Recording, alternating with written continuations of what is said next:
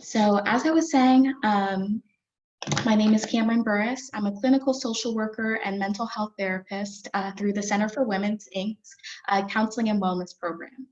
Today's webinar or presentation is going to be all about transitions, and specifically how to find the balance in the midst of transitions. May is actually Mental Health Awareness Month, so I'm so excited to be able to present this presentation about just how to find a flow in the midst of transitions so that we can protect ourselves from mental health consequences or from just not really guarding our emotional health or not attending to our emotional health when we are going through change, when we're going through crisis, and specifically through transition. Just a few kind of housekeeping guidelines to make sure that everyone's aware. This webinar is being recorded. So I'm going to ask, for the sake of time, that we save just questions and answers for the end of the presentation. The recording afterwards is going to be made public on all of the Center for Women's social media, specifically on our website, our Facebook page, and also possibly on YouTube.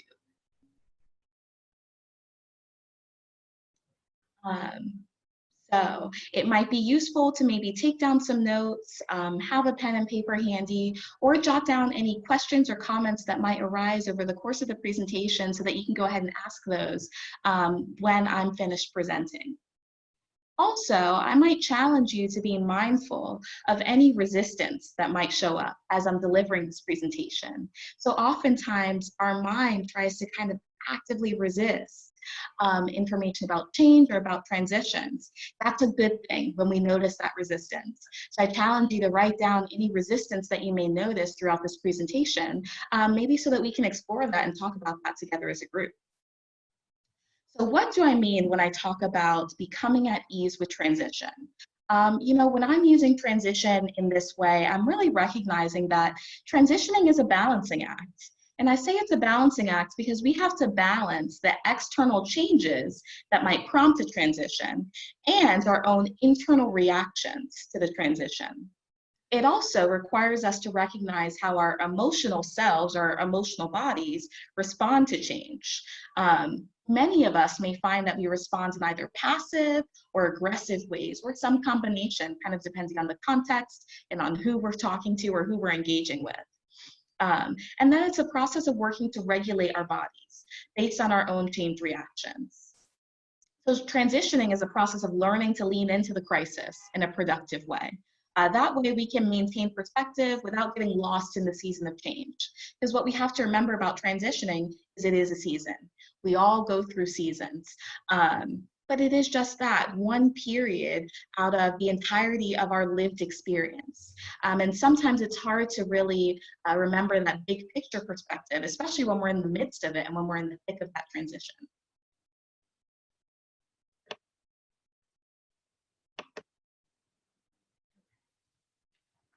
I'm hoping that by the end of this presentation, you guys will be able to understand maybe the permanency of change. And we'll get into what I mean when I talk about change being permanent. That we can recognize how the body responds to crisis and change, and then identify ways to enhance our own emotional wellness, specifically in times of transition. I also hope that we can acknowledge the importance of self-trust as we're moving through these transitions.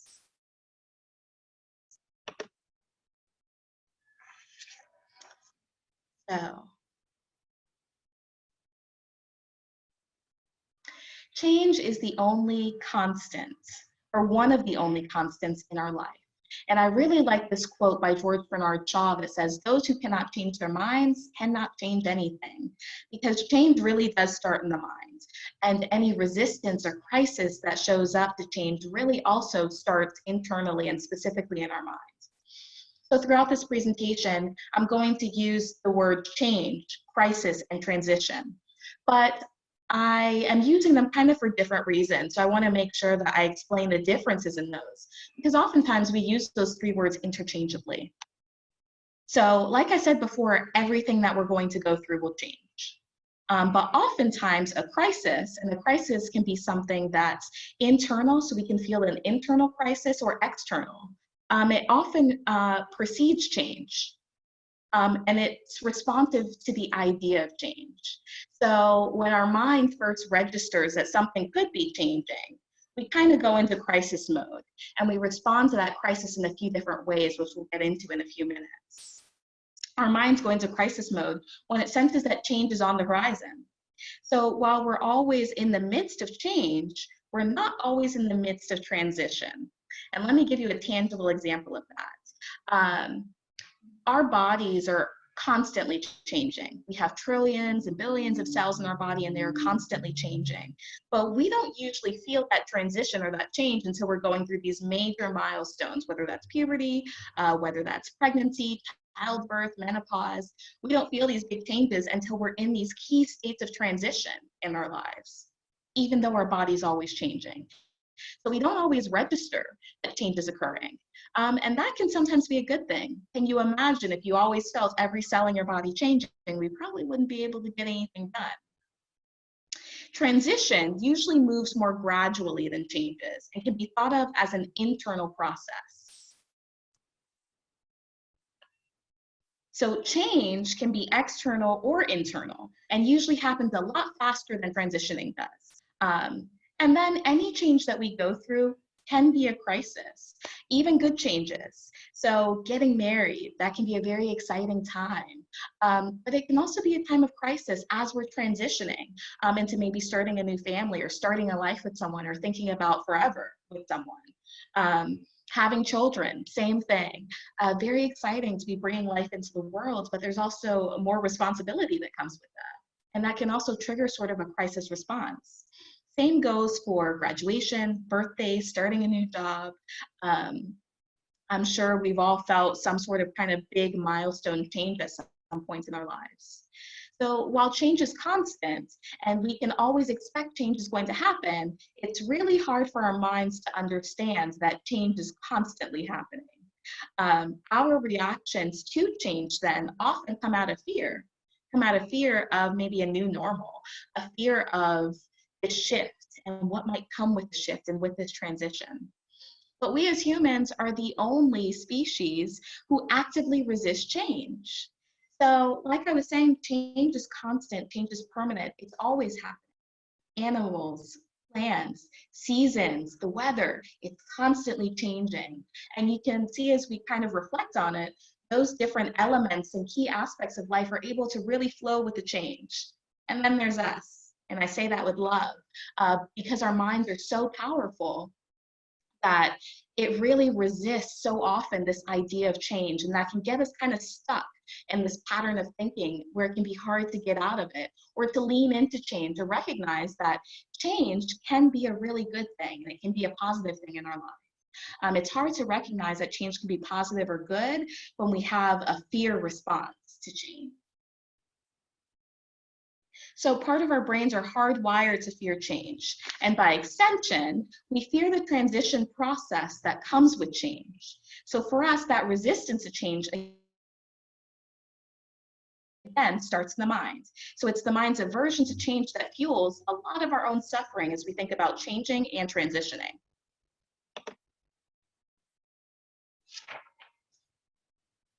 All right, these are some of the common responses to fear, but really to change, because the idea of change, like I was saying before, can kind of trigger a fear response in us. So I really like Grace Lacan's 4 responses to fear, because she really goes into maybe some of the actions involved in each of these responses, some of the emotions that might be involved, and then some of the outcomes of that. What I noticed wasn't pictured as I was going through and creating this presentation is the concept of fawning, which was new to me as I thought of this fight, flight, or freeze mode that we may have often heard of when we think about the fear responses that our body kind of goes into. So in our brain, we have what's called the amygdala. And the amygdala is programmed to respond to change in these key ways. So what started as a very adaptive response, maybe thousands of years ago when we were in close proximity to wild animals and there were the elements and we had to protect ourselves from all of these natural forces, has become really overactive, especially as it relates to productivity and living within a very achievement-based culture. So it can be very challenging to turn off these hyper or hypoactive responses to change, which leads to a higher than normal baseline as far as our stress levels. And so initially we might think, hey, that's a good thing. Maybe that means I can kind of handle more stress. I have a higher stress level. But it can be really counterproductive, because when we have these higher than normal baseline stress levels, what we find is that we're chronically in this fight, flight, or freeze mode. And it can be hard to get out of it. And then our thoughts, because they're often connected to how we're feeling, our thoughts are also caught in this fight, flight, or freeze mode. These maladaptive responses often increase our stress levels. So that can lead to more anxiety and depressive symptoms. It can also include things like numbing, blocking, suppressing through substance abuse, hyper or hypoactivity. What is not pictured on Lacan's beautiful charts is this idea of fawning. So fawning is the process of freezing, self-silencing, and people-pleasing to avoid facing conflict and change. And this reflects really porous boundaries or difficulty setting really healthy boundaries. So maybe we have difficulty saying no. Maybe we have difficulty really engaging in healthy conflict and dialogue with whatever change or crisis we may be going through. So we fawn by just saying, okay, we'll do it, even though we are feeling some internal conflict arise, even though we're feeling some resistance to change in our minds. Instead of talking through that change, we just go ahead and do whatever is asked of us. And we think maybe that'll help us as we move through the change process. But typically, when we're not giving ourselves the grace and the space to really honor what we're feeling, that ends up backfiring on us as well. So facing conflict is really the ideal way to deal with fear and fear of changing and fear of this transition. So as I kind of talk about some of these common responses to fear and common responses to change, I challenge you to maybe ask yourself, how do you respond to fear? What's your response to fear? Which mode do you find yourself going into? Most of us will respond to fear in a couple of different ways, depending on the context, depending on who we're speaking to, and also maybe at key points in our life. So how we respond to fear when we're 5 might look a little bit different when we're 35. Kind of notice that and think about that.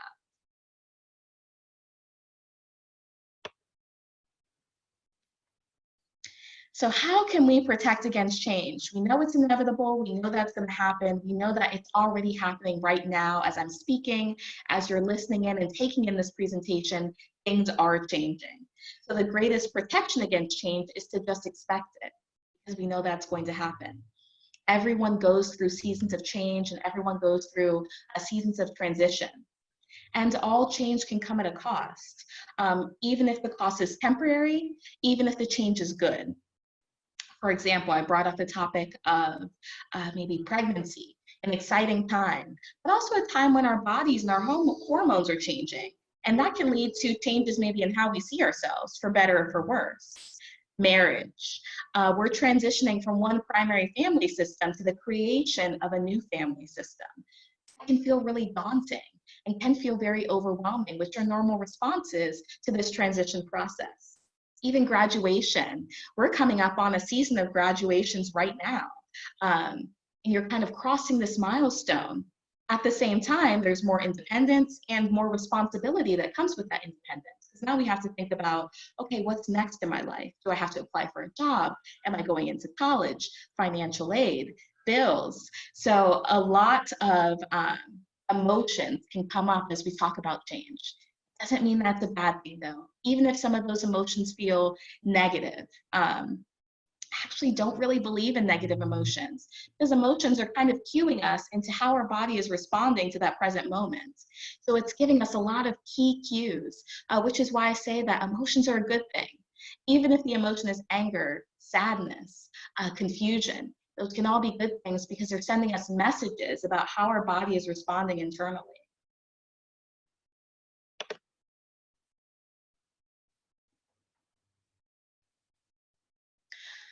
So, like I was saying, we can protect against change by just expecting it.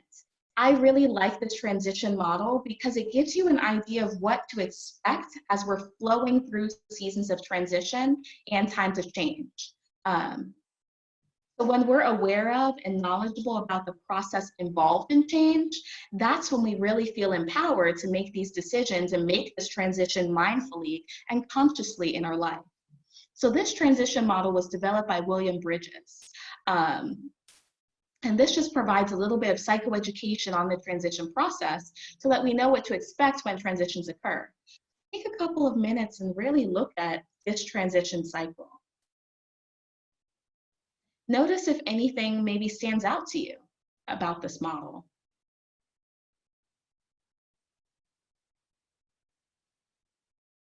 I found that I noticed what stood out to me in this transition model is that even in the transition zone where there's a lot of excitement, there's some innovation, I also noticed that there's anxiety, there's resistance, there's confusion that arises too.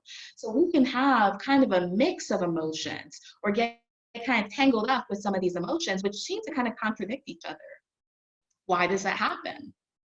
Well, just because our minds are aware of the process that might be involved in transitioning doesn't mean that we won't also go through the emotional process of transition. So our minds might be aware and kind of have this psychoeducation, maybe take down some notes so that we can reference it later. But that doesn't mean, oh, phew, man, now I don't have to feel anything when transition or changes come because I know what to expect. Well, just because we know what to expect doesn't mean that our bodies are not going to have a response to maybe what's happening. Again, that's because our bodies are responding to how we feel in the present. So if we're transitioning or changing in the present, then some of these emotions, even if they seem contradictory or conflicting, may arise in us as well. So we have to be aware of that, and we have to make space for the emotional process of transitioning. So it's not just enough that our minds understand this process. We also need to give ourselves permission to feel the effects of this transition. Otherwise, we might end up stuck in a process of intellectualizing, which is where we keep things up here and we don't move things down into our bodies, or bypassing. And by bypassing, I mean that we keep things in our head instead of allowing ourselves to feel a certain way about something that might be happening. So how can we really make space for those difficult emotions in the midst of this transition? We're now aware that change is going to happen. We're aware that sometimes change is a really good thing.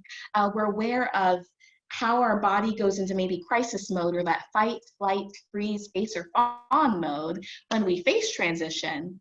We're aware of the specific stages and zones of transition and maybe some of the feelings that we might expect to arise. Now, what do we do about those feelings? Well, we make space for them.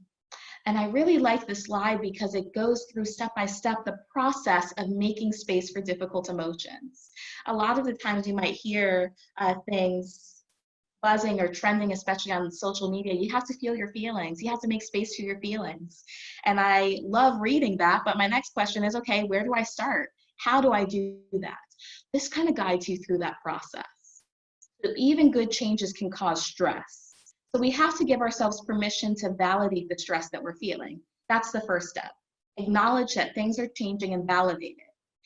Self-validation looks like, hey, I notice I'm feeling stressed about X, Y, or Z that might be occurring. Or hey, you know, everyone feels stressed when they're faced with change. Then we can kind of validate our emotions and kind of make space for those emotions to arise in us. The next step is to identify the emotion. So I feel what? And a lot of the times we're so used to people asking us, how are you? How are you doing? And responding with good, okay, fine, you know, whatever, that we don't recognize that those aren't really feelings. Good is not an emotion. Okay, fine, also not an emotion. So when I'm talking about naming that emotion, I'm really probing for the specific feeling that you're identifying internally. Again, because feelings or emotions are how our body is responding to the present, and there are certain physiological cues that will let your body know that you're feeling a certain emotion. For example, a lot of times maybe when we're going through transition, we might feel some anxiety. And we might be able to recognize that anxiety because we may feel a little sweaty, maybe some nervousness, maybe we have sweaty palms. We may notice that our heart rate is increasing a little bit. We may notice that our mind seems to be racing a lot. Those are 3 key physiological cues that might let you know that, okay, what I'm feeling and what I'm experiencing is anxiety. Sometimes it can be a challenge to identify or name the emotion that we're feeling as well. That's why sometimes it can be helpful to really connect with a counselor who can help guide you through the process of being able to identify and name your emotions. So if you do find yourself struggling with that, first off, know that you're not alone. And then to make it maybe a little bit easier, to take a step back and ask yourself, what physiological cues or signs are you feeling right now? And then go into the process of maybe naming an emotion that might be connected with it. The next step as we make space for difficult emotions is to consider the thoughts that are contributing to that emotion.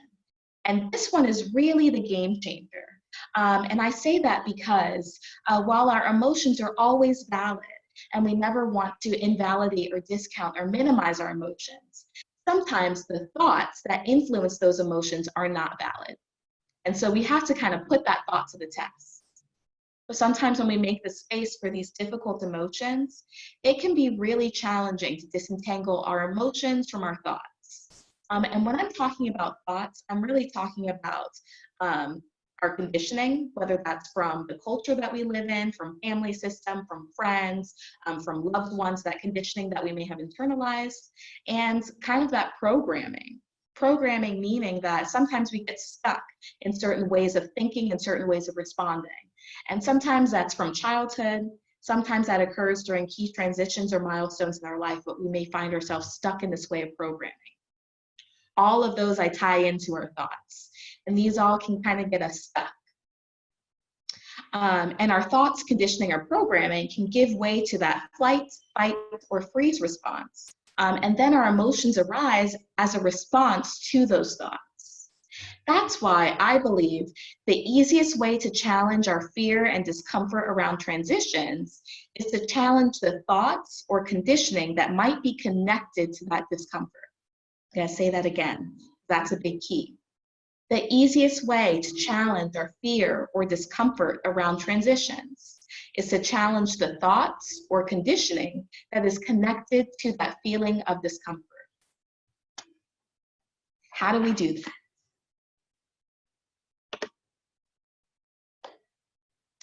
We can go through these series of questions to really start to challenge some of those negative thoughts. So this comes after we've identified the emotion, after we've validated ourselves for the emotion, after we know the physiological cues that let us know we're feeling that emotion. Then we might ask ourselves, if our emotion had a voice, what would it say? That might start to cue us into some of those thoughts. So let's maybe use a tangible example of just current events, because for the past couple of months, we've been in the midst of transition due to what's happening with coronavirus and how that's been affecting our community. So we might feel some fear as a response to that process of transitioning. Maybe we were used to going out in public, going out in the community, engaging with our social supports. And now there's fear that's come up because there's some unknown, especially with the virus. Okay, if that fear had a voice, what would it say? It might say, what if? What if is a big kind of thinking cycle or trap that we fall into. What if something happens? What if something happens to my loved ones? What if something happens to me? What if I'm not safe? Okay, we can take that thought and really put that thought to the test by going through these key set of questions to challenge this sort of negative thinking. First question, is there any evidence that supports that thought, that I might not be safe? Is there any evidence against that thought?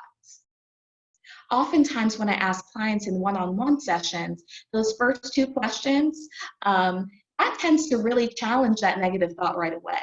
Because oftentimes when our thinking is not valid or not really rational in light of what we may be experiencing or what's happening in the present, we may find that the evidence against our thought far outweighs the evidence that supports that thought. And that imbalance is already kind of letting you know that, okay, even though the feeling's valid, maybe some of the thoughts I'm having about this aren't really making sense. Otherwise, there will be more evidence in support of the thought than against the thought. Next question, am I trying to interpret the situation without all the evidence? Well, what we know with coronavirus and with all of the changes in our community is that things are constantly changing. And the reason why they're constantly changing is because we don't have all the evidence about what's happening right now, because science or research hasn't really caught up to how the changes have affected our community. So it's kind of a game of catch up. So oftentimes using this specific example of the coronavirus, we don't have all the evidence. And there really is no way of having all of the evidence to really challenge this thinking. What would a friend think about the situation? Can be really helpful, especially when it comes to thoughts that's related to ourselves. When we have a lot of negative thoughts about ourselves, what I found is that we tend to be much harder on ourselves than we are if a friend were going through something similar. So become your own friend. Put yourself in a friend's position and then ask yourself, how would a friend respond to this?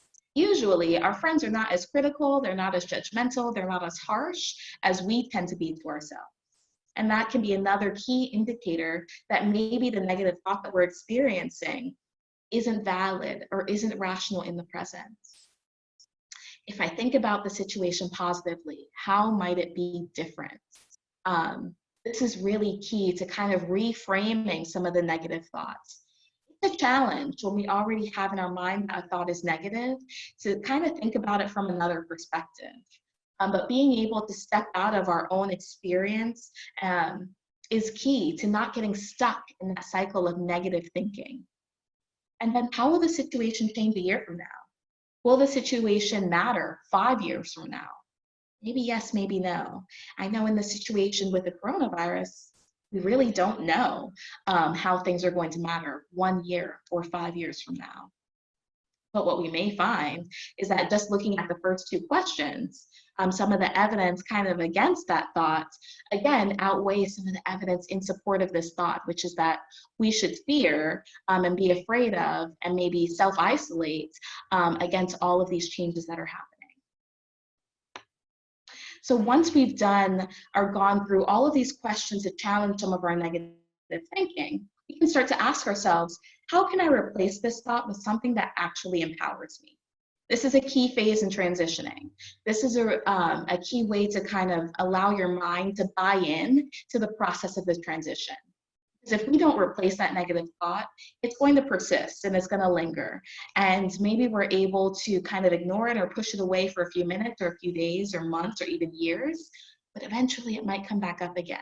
So we have to replace that negative thought with something that's actually adaptive, something that is true, and that actually serves us in the present and maybe even empowers us. So using the example that we have right now, we might be able to recognize and validate, yes, there is a lot of fear, there is some anxiety that's arising because of coronavirus and because of these shutdowns. But you know what? This is actually giving me an opportunity, or this could be freeing up space for me to connect with my loved ones, with my family a little bit more. Maybe I spent so much time kind of buying into and feeding into this achievement-based, very productivity-based culture. I haven't really taken some time to take a step back and connect with loved ones, even if that's virtually. I can still engage in and connect with loved ones with depth. And with feeling and with meaning, even if we can't see each other face to face. Or I might think, okay, even though I'm feeling some anxiety about these changes, this gives me an opportunity to really check in with myself. So often we're used to going to the next thing, the next schedule, the next activity.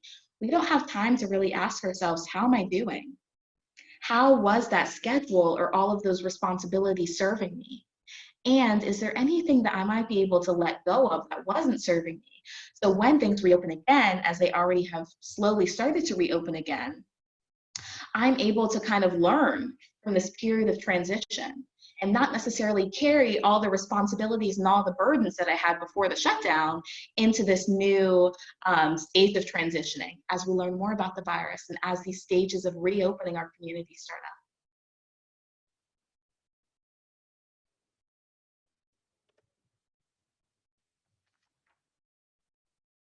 The bottom line is change and transition forces us outside of our comfort zone. And as we can see really illustrated by this model, the comfort zone keeps us safe and it keeps us in control, But that's not where the magic happens. That's not where the learning happens, and that's not where growth happens. So we can certainly stay in our comfort zone. When we stay in our comfort zone, we're benefited by not feeling the fear that maybe comes with stepping out of the comfort zone. But if we stay stuck in that state of comfort, then we don't learn, we don't grow, we don't challenge ourselves, we don't deal with problems, we don't find purpose, we're not able to set new goals, we can't acquire new skills, we can't extend the comfort zone, so maybe extending that bubble a little bit wider, and we can't conquer objectives. There are a lot of consequences to staying stuck inside that comfort zone. Change also makes us more resilient. Only through change can these good things happen, like learning and like growth. I think most of us will agree that learning and growth are very positive things, but they don't happen when we stay inside that comfort zone. And then trusting ourselves and trusting others makes us even more resilient in the face of change and transition. Why? Because when we trust ourselves, we know that no matter what happens, we're going to be okay. And I think it's important for us to trust in others because that recognizes that we can't go through life alone. We might go through certain periods of change by ourselves, even certain transition periods by ourselves. But when we're looking at the entirety of our lived experience, we don't go through every single change or transition all by ourselves. That's not what's healthiest for us. As human beings, we're really hardwired for connection. We are hardwired for engagement. We especially need that engagement when we're going through these changes and these transitions. Even if some of the difficult emotions that we have coming up may tell us that, hey, maybe self-isolate or stick to yourself until you're feeling a little bit happier. We need a strong and solid support system that's able to kind of affirm us and validate us as we're going through periods of transition, which are totally normal and happen to everyone. So stepping outside of our comfort zone, which is characterized by leaning into change and transition, having a healthier relationship with conflict, and then putting our thoughts to the test is an act of self-trust. And the more that we're able to trust ourselves, the bigger that comfort zone expands. The more we're able to trust ourselves, the less fear that we have about change and transition. And the more we can trust ourselves, the more we're able to learn and grow from that crisis or transition that we might be going through.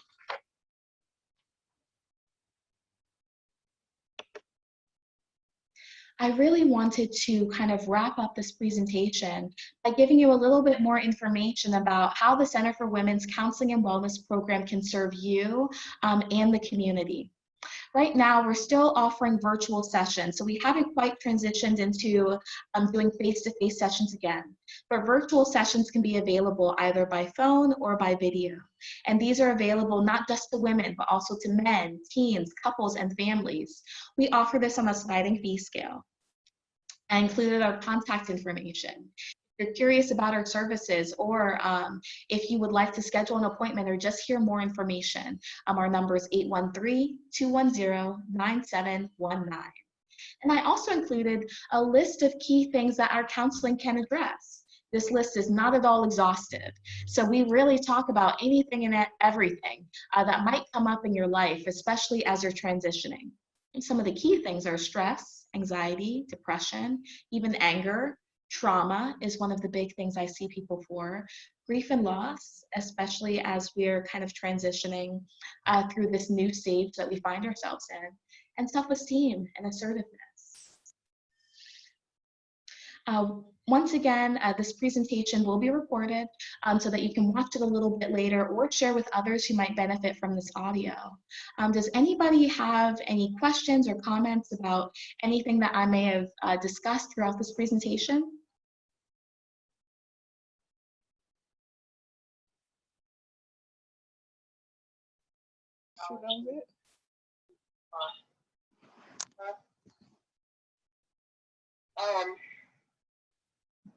I would come. All right, it looks like Alicia might have had a question for us. You were kind of coming in and out. Do you mind asking that question again?